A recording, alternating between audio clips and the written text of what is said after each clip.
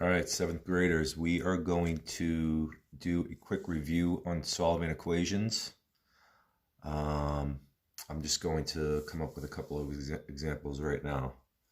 So let's say we had this as basic as we can get.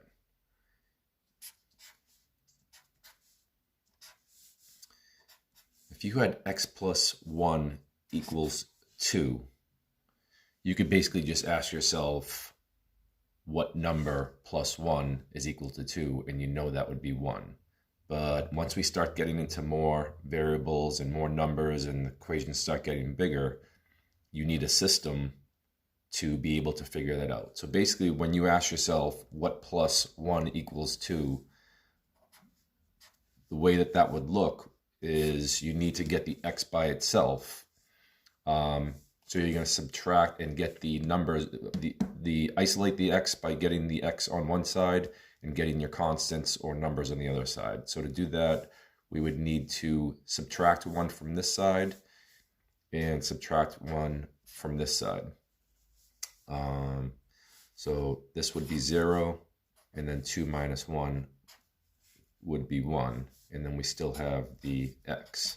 So x plus 0 equals 1. We can rewrite that as x equals 1. Remember what we said about when we add, we have to, whatever we do for one side, we do for the other. We think of that, just think of that as like having a scale, and we want to keep the equation balanced on both sides. Equation means equal, you get the equa in equations. That means everything has to be equal. So whatever you do for one side of the scale, you have to do the other. Okay, so let's get into another one that has a coefficient in front of the variable. Let's say 3y minus 6 is equal to 18. Now, the whole concept of what plus 1 equals 2 doesn't apply here because now there's too many numbers, and so now you need to have that system. So we want to get the y's by themselves, and so now we just have to combine like terms. Well, not combine like terms, but we have to get the numbers by themselves for now. So if we have a negative 6 here, we have to add 6 to both sides. So negative 6 combined with positive 6 is a 0.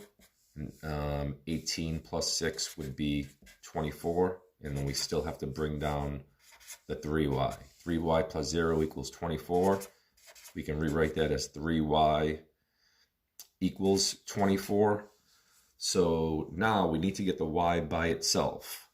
So to do that, we can either multiply by 1/3, which is its inverse, or to do the same thing, we can divide by 3.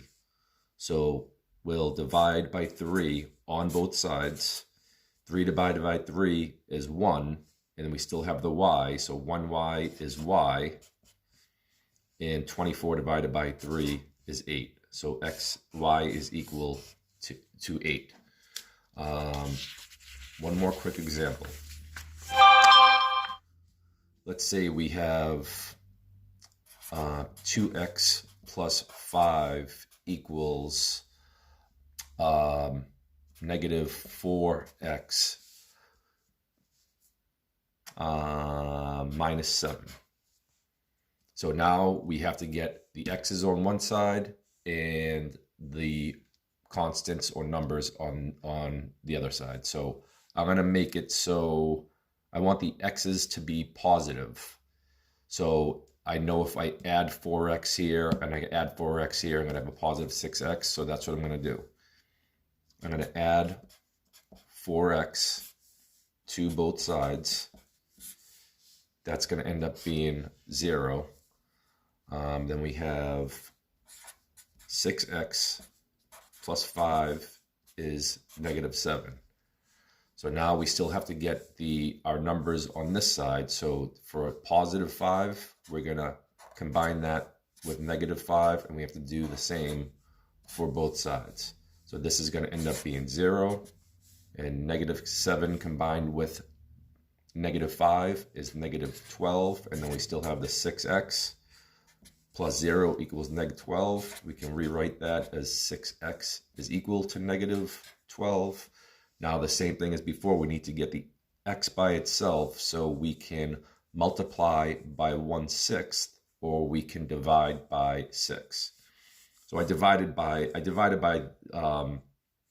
it by division last time. So if we were gonna multiply by 1/6, which is the inverse, it's the same thing as dividing by 6. Because if we were gonna multiply 1/6 times 6, it would be multiplying 1/6 by 6 over 1.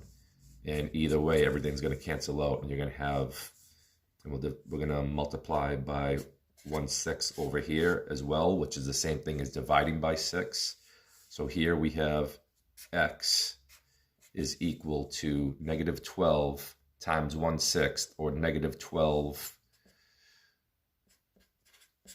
divided by 6. Either way, that's going to be negative 2.